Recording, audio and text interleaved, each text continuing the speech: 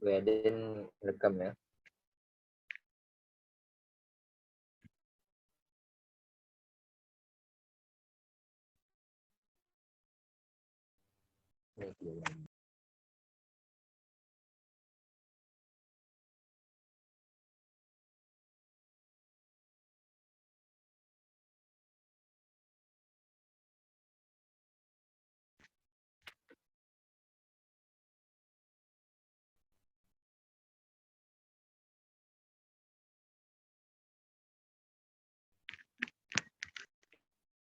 Zak, tolong bantu Zak.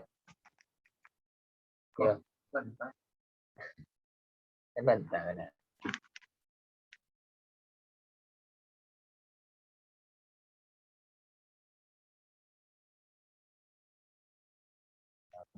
Dulu.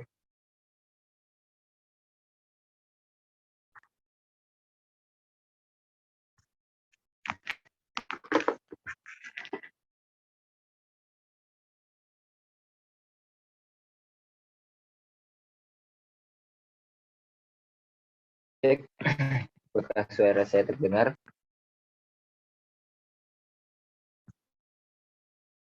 Cek 1 2 3. Cek 1 2 3. Cek. Bismillahirrahmanirrahim. Assalamualaikum warahmatullahi wabarakatuh. Selamat pagi, siang, sore, malam untuk teman-temannya. Perkenalkan, nama saya Zikri Mahendra, angkatan 2018 dari jurusan Teknik Mesin, Fakultas Teknik Universitas Riau. Pada kesempatan kali ini, saya akan mempresentasikan BMC atau Business Model Canvas untuk usaha saya, yaitu Jas Lebar atau Jasa Letak Barang Pekanbaru. Nah, sebelum lebih jauh kita membahas BMC, tentu kita harus mengetahui terlebih dahulu pengertian atau dari BMC itu sendiri. BMC merupakan sebuah tools dalam strategi manajemen waktu. Astagfirullah, kok aja Pak? Ya, nggak jelas kalau. Assalamualaikum warahmatullahi wabarakatuh.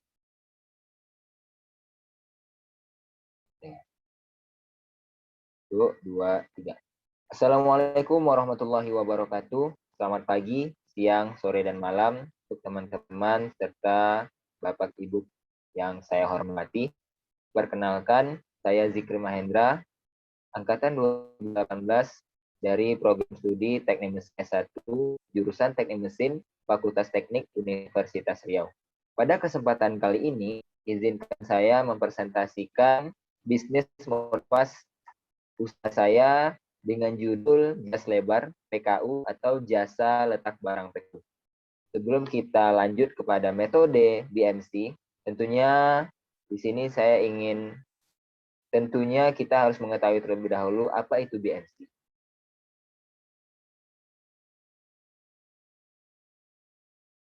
Nah, di sini ada slide yang saya tampilkan.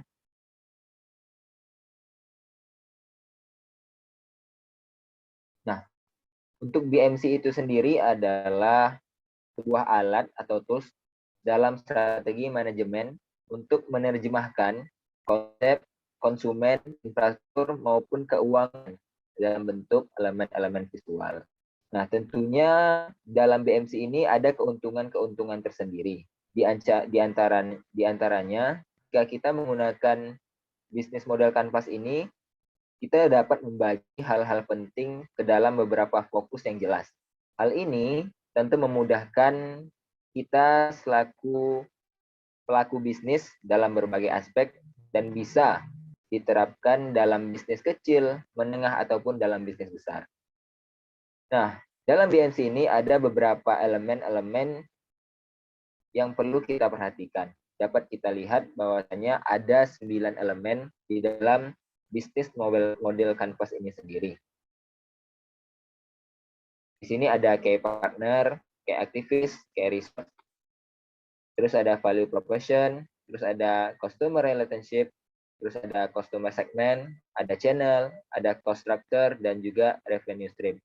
Nah, di sini juga saya akan sambil menjelaskan apa sih itu elemen yang ada di dalam sini, apa fungsinya, dan bagaimana mengaplikasikannya di dalam bisnis kita. Langsung saja kita masuk ke proses pengaplikasiannya di bisnis yang kita inginkan. Nah, ini adalah bisnis model kanvas yang telah saya buat dengan judul jas lebar atau jasa letak barang kepanjangannya. Yang pertama yang perlu kita buat dalam bisnis model kanvas ini tentunya adalah value proposition. Apa itu value proposition? Yaitu kenapa bisnis ini kita buat dan solusi apa yang kita tawarkan kepada orang sehingga orang-orang itu memilih bisnis kita. Di sini value proposition yang saya buat adalah bahwasanya berawal dari pandemi COVID-19 yang mengakibatkan perkuliahan dilakukan secara online sehingga mahasiswa memilih untuk balik ke kampung halamannya. Namun barang-barang yang mereka miliki tetap tinggal di kosan. Karena apa? Karena mereka tidak tahu kapan kuliah online ini akan berakhir dan kapan pandemi atau kuliah offline ini akan dilakukan. Sehingga barang-barang tersebut harus standby jika sewaktu-waktu ada pengumuman dari kampusnya masing-masing. Nah, dan juga karena barang di kosan tersebut masih ada, mereka tentu harus membayar kosan tersebut, namun mereka tidak menempatinya dengan harga bayar kosan yang tetap sama. Dan juga karena barang yang telah lama ditinggalkan, sehingga membuat barang-barang tersebut rusak, berdebu, berjamur, dan juga ada kasus sampai barang-barang di kosan itu kehilangan. Nah, di sini maka kami dari jas lebar atau jasa letak barang hadir sebagai solusi untuk sebagai jasa menitipkan barang yang murah, aman, dan terjamin. Nah, selain menitipkan barang, kami di jas lebar juga menyediakan jasa lainnya, seperti jasa angkut barang, jasa packing barang, dan juga jasa bersih-bersih kos. Nah, setelah kita mengetahui value proposition atau kenapa bisnis ini kita buat, lalu kita lanjut ke customer relationship, yakni bagaimana kita menarik orang-orang biar tertarik kepada apa yang kita buat atau produk apa yang kita inginkan. Nah, di sini saya membuat 3 poin. Yang pertama, info kemalingan. Karena di banyak kosan yang telah ditinggalkan itu barang-barang di dalamnya kehilangan. Tentu ini sangat merugikan mahasiswa. Ada yang kehilangan laptop, kehilangan HP, kehilangan barang-barang yang ada di dalam kosnya. Lalu yang kedua, barang berjamur dan rusak. Dan ini tentunya kalau kosan ditinggalkan beberapa bulan, tentu barang-barang di sana tidak terawat dan menyebabkan berjamur, rusak, ataupun dimakan rayap. Yang ketiga yaitu mahalnya biaya kosan, tapi kita tidak menempati kosan tersebut. Tentu ini juga menjadi masalah. Nah, dari customer relationship ini, kita juga melangkah selanjutnya kepada channel. Channel ini adalah bagaimana cara kita agar produk yang telah kita buat itu sampai infonya kepada konsumen kita. Nah, di sini pada jas lebar ini saya membuat 5 channel. Yang pertama melalui Instagram. Jadi jas lebar itu sudah punya Instagram sendiri, namanya jaslebar_PKU. Yang kedua, mading-mading kampus. Ini kami membuat print out poster tentang jas lebar, lalu menempelkannya di mading-mading kampus. Terus ada dari mulut ke mulut, karena bisnis kami ini telah berjalan, maka dari mulut ke mulut ini sangat membantu kami dalam hal kampanyenya. Lalu kegiatan kampus ini mencoba menjadi sponsorship dari kegiatan-kegiatan kampus atau kelembagaan dari kampus tersebut. Selanjutnya, influencer kampus. Di sini kami juga menyewa influencer-influencer kampus untuk mempromosikan usaha kami. Nah, setelah itu kita melangkah kepada customer segment atau target pasar. Nah, sebelum kita memulai menjual produk kita, tentu kita tahu target pasar apa yang ingin kita tuju. Di sini kami ada 2 target customer. Yang pertama yaitu mahasiswa Pekanbaru yang berasal dari luar kota dan masih aktif kuliah. Yang kedua yaitu pekerja perantau yang balik kampung karena work from home yang ditugaskan dari perusahaannya. Nah, selanjutnya setelah hal tersebut kita lengkapi, kita melangkah ke bagian kiri dari project canvas ini. Dapat kita lihat yaitu key activities atau ini lebih kepada internal dari perusahaan kita. Jadi key activities, key resource ini adalah internal dari perusahaan kita. Apa itu key activities?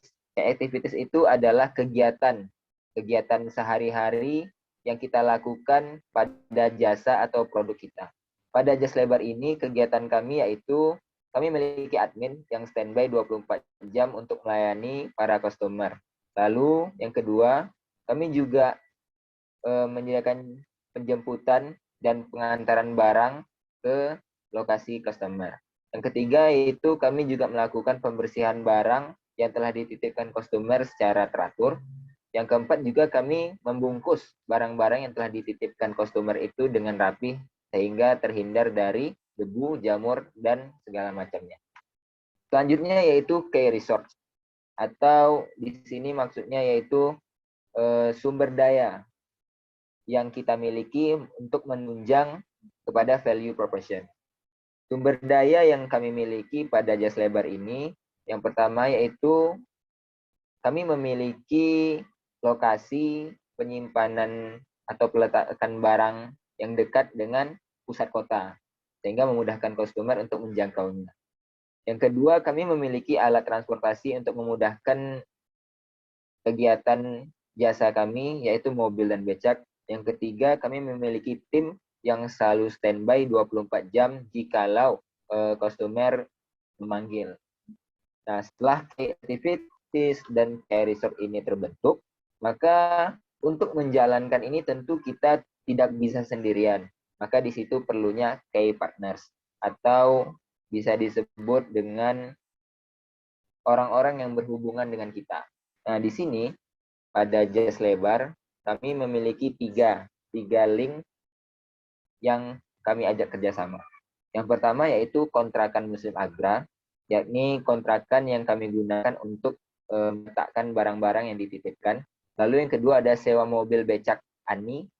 Di sini kami menyewa mobil dan becak dari Ani. Ini Ibu Ani ini juga menyewakan becak dan mobil.